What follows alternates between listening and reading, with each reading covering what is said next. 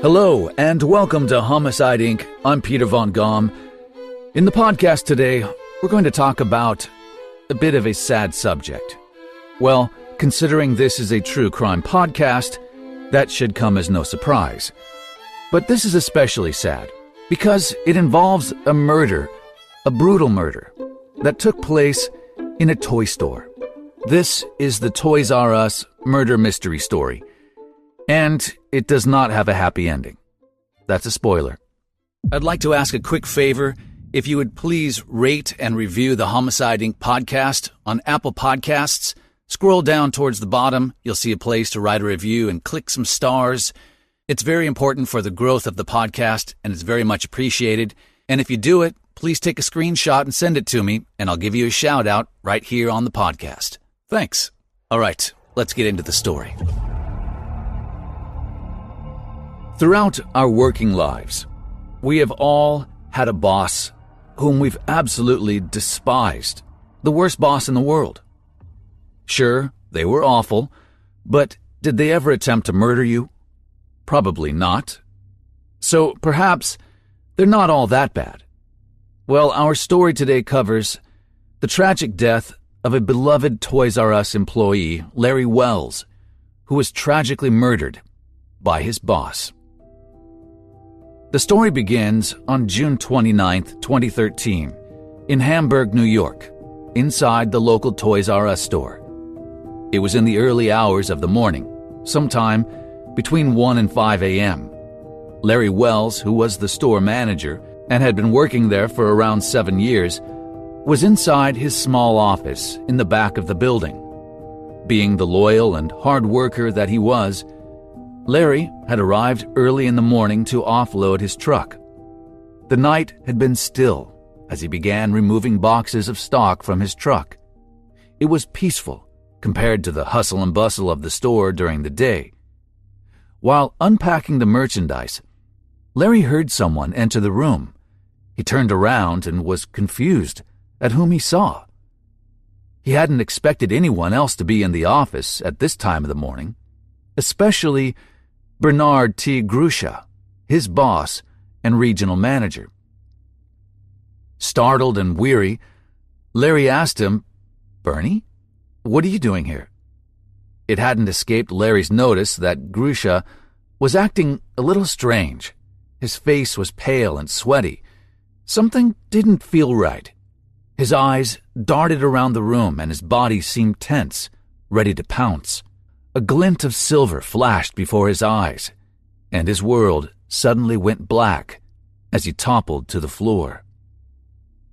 In the distance, another store employee who had been in another storeroom unloading merchandise heard a faint ringing in the background. The store alarm. She ignored it for a moment, waiting for it to go off. It didn't. Annoyed, she picked up the radio and tried to call Larry to turn it off. There was no answer. She rang again. No answer. Thinking it was odd that Larry wasn't answering, and the alarm kept ringing, she hurried down the corridor and burst into the small room. Her terrified scream pierced through the corridors. Larry lay on the floor in a pool of blood, his chest covered in multiple oozing stab wounds. Dropping to her knees, she pulled out her cell phone from her back pocket and dialed 911. But it was too late. By the time paramedics had taken him to the hospital, Larry had bled out. Larry Wells was dead, and the police had no clue who had done it. When the police had arrived at the scene of the crime, they began searching for any clue as to whom may have done it.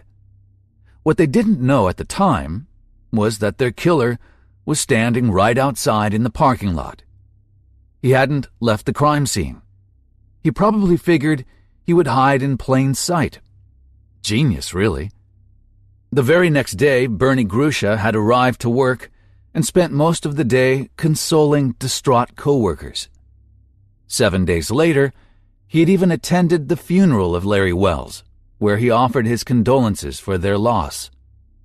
When the family did finally find out who the killer was, they were outraged that he had the audacity to attend the funeral. It felt like a giant slap to their face. The police began to build a timeline and a basic theory on what happened that night, thanks to security footage and DNA evidence. The DNA evidence was collected from the blood splatter, a 2007 University of Florida Gators cap lying on the floor, and the DVR, which, oddly, was unplugged, meaning someone had to have messed with it. Next, they needed to review the store's security footage, and the person they needed was the store's loss prevention expert. I'm sure you can guess who that was. Yep, Bernie Grucha. The security footage showed a man, clearly in disguise, entering the store at 4:24 a.m. Detectives believed the suspect understood the store's layout and security, based on the way he confidently zigzagged around aisles and managed to avoid spending long amounts of time in front of the security cameras. At 4:32 a.m., investigators saw that the figure entered Wells' office. They also saw that the figure was carrying a knife in his hand as he entered. At 4:39, the footage cut out, likely from the power on the DVR being pulled, courtesy of Grucha himself. They were at a dead end, and investigators were frustrated, so they turned their focus to the DNA results.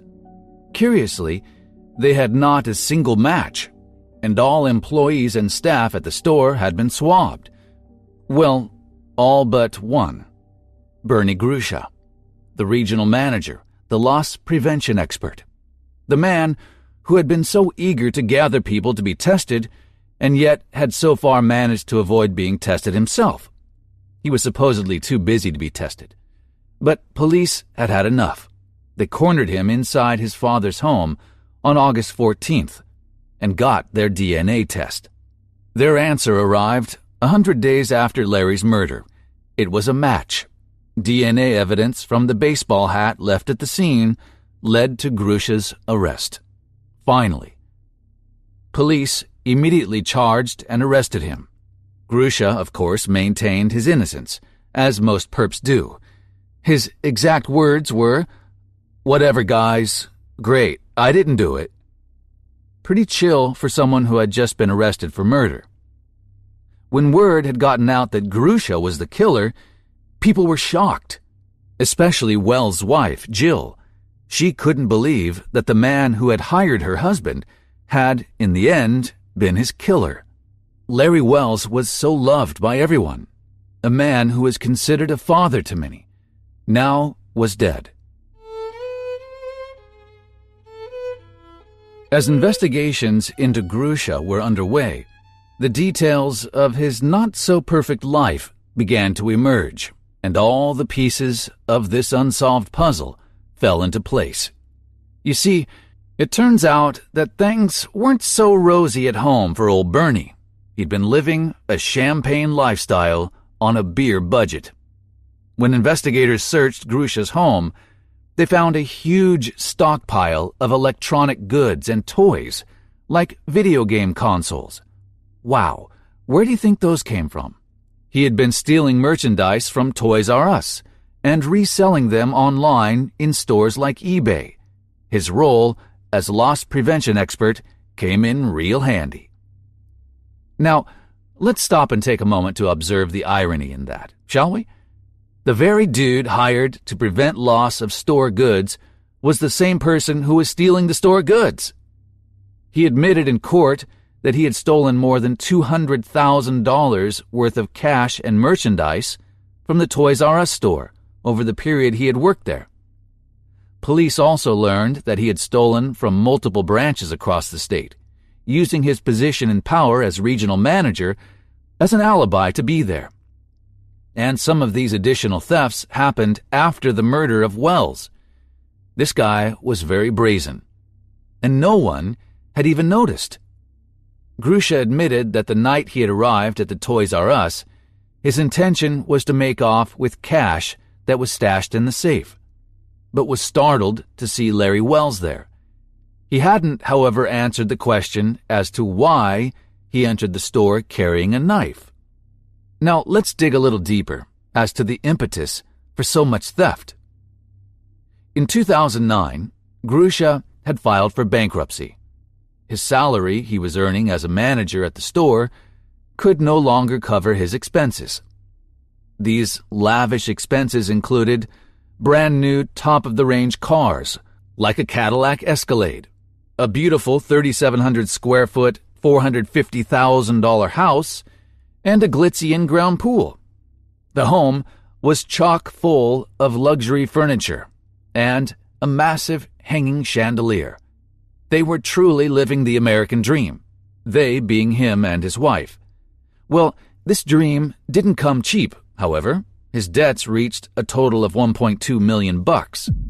In court, Grucha explained that his wife had breast cancer and they desperately needed money for medical reasons. Sure it wasn't for breast implants, Bernie? On top of the medical expenses, they had to pay taxes for the additional 8 properties they owned. It was all adding up. Meanwhile, his wife was earning a mere $500 a month from an internet sales business. With this in mind, the courts had looked at demanding compensation from Bernie's old lady, Heather, for the cash and goods. However, in the end, they decided to drop charges against her. Bernie's attorneys elaborated that at the time their client committed this offense, he was trying to get money to support his family. He hadn't anticipated encountering Larry Wells. The death was the result of an unfortunate encounter in an enclosed space. An unfortunate encounter in an enclosed space with a deadly weapon and an intent to murder. How can these lawyers live with themselves? He continued. Bernie knew Larry Wells. Larry Wells was a friend of his. He had no desire to see Larry Wells harmed. But when police investigated further, they realized that shortly after declaring bankruptcy, Grucha had received a large sum of money from a relative, more than enough to pay off his debts. So why was he wanting more money? Was beloved Larry Wells killed over greed? Let's continue. Now, this is where it gets interesting. In court, Grucha's attorney stated that Grucha and Wells were friends, when Wells' wife Jill insists they were not. They just worked together. Although they had worked together for many years, Jill explained that Larry knew Grucha was cheating on his wife and would often bring his new, younger girlfriend to the store. Larry Wells was a family man and a devoted father to his children and pregnant wife. The deeper they dug into who Bernard Grucha was, the more disturbing he became. In 1997, Grucha graduated from Kansas College with a degree in, believe it or not, criminalistics and criminal science of all subjects. This guy was certainly full of surprises. From the outside, it looked like Heather and Bernie were a happily married couple, but police had been called out on a couple of occasions for domestic disturbances. But the tipping point that led to the death of Larry Wells began on June 8th. But the tipping point that led to Bernie spinning wildly out of control and led up to the death of Larry Wells began on June 8th, 2 weeks before the murder. That night, Heather and Bernie had gotten into a rather heated argument. Neighbors recall hearing the two yelling at each other. Suddenly, in the middle of their argument, he grabbed a hold of her and pushed her to the floor. Grucha then ran up the stairs to the master bedroom and fired his 9mm Beretta out the back window. When Heather heard the shot, she immediately ran upstairs to see if he was okay and found him lying face down on the floor, as if he had shot himself. Well, he hadn't. When she rolled him over, he said, "I wanted to see if you still loved me." The guy was a real nut job. Well, she'd had it. Heather called the sheriff's office, and Grucha was arrested on charges of criminal possession of a weapon and harassment. It was then that she filed a restraining order against him, and he was forced to move out of the house. Turns out he wasn't the friendly neighbor the rest of the street thought he was. Well, it didn't take long for Grucha to start talking. When he arrived at the police station, he confessed to illegally purchasing a gun. He admitted to lying to the agents from the Bureau of Alcohol, Tobacco, and Firearms when they asked him about the gun, telling them he had destroyed it. Well, he hadn't. The gun and bullets were found buried in the back garden of the Grucha's property. While this case was pending, the need for more cash was pressing, and Grucha hatched his sinister Toys R Us robbery, which would ultimately seal his and Larry Wells' fates. When they threw the DNA evidence in the Larry Wells murder at him, Grucha went for a plea deal on all charges, including admitting to stabbing Larry Wells to death. As a result, he was given the harshest sentence possible for first-degree manslaughter, 25 years in state jail, plus 12 to 18 months of federal jail time. Grucha admitted that he had entered the store that June morning with the intention of robbing the safe, but prosecutors didn't have enough evidence to prove an intent to murder, which could have resulted in a much more serious charge of murder one and a potential death penalty. The plea also spared Larry Wells' family from the difficulties of enduring a lengthy trial, giving them peace of mind that at least justice had been served. Larry's wife Jill said one small silver lining was that Larry had already chosen the name of their unborn daughter, Peyton. She just wishes that her daughter would have been able to see her father, even once. While this story does end on a sad note, justice was served for the Wells family. And the next time you complain about how mean your boss is. Well, thanks always for joining me here on the Homicide Inc podcast. If you haven't already subscribed and like this type of content, please do so. And if you aren't already a member of our Patreon campaign and would like to get exclusive access to more Homicide Inc., please check the description for those details. If you have a compelling true crime story you would like me to consider looking into and reporting on, send me an email. And finally, if you would like to help support the production of the podcast, you could always buy us a cup of coffee. Much appreciated.